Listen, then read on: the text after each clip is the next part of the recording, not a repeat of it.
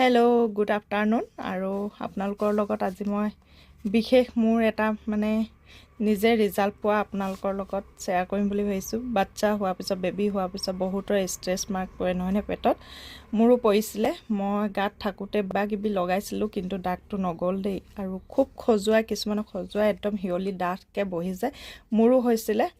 আৰু বহুত ক'লা দাগ হৈ গৈছিলে, বিশেষকৈ ল'ৰা হ'লে বেছি হয় নেকি। মোৰ ছোৱালীৰ দিনত ইমান বহা নাছিলে, কিন্তু ল'ৰাৰ দিনত পূৰা ক'লা হৈ গৈছিলে। আৰু অৱশেষত কি কৰিলোঁ, মই নিজেই ঘৰতে কিছুমান বস্তু লগাই থাকোঁ। এই বেবী অইলটো দেখিছেনে, এইটো হৈছে জনচনছ বেবী অইল। ইয়াত ভিটামিন ই আছে দেখিছে। আৰু এই জনচনছ বেবী অইলটোৰ লগত যদি আপোনালোকে এই এল'ভেৰা জেলটো, যিকোনো এল'ভেৰা জেল ল'ব পাৰে, খালি গছৰ পাতটো নল'ব, বিশেষকৈ কিছুমানৰ স্কিনত শ্বুট নকৰে, খজুৱাব পাৰে।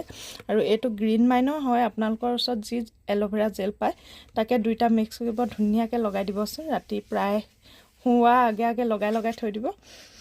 মোৰ বহুত দাগখিনি পাতল হৈ থাকিলে, একেবাৰেতো সম্পূৰ্ণ গৈছে বুলিও ক'ব নোৱাৰোঁ, কাৰণ বহুত ডাঠকৈ পৰিছিলে, ক'লা হৈ গৈছিলে, খালি কালাৰটো পাতল হৈ যায়, গম পাইছে। লগাই চাবচোন, যদি ভাল পায় পিছত কমেণ্ট এটা কৰিব আৰু লাইক এটা কৰিব দিব দেই, তেতিয়া ভাল লাগে ভিডিঅ' বনাই। আজিলৈ বাই।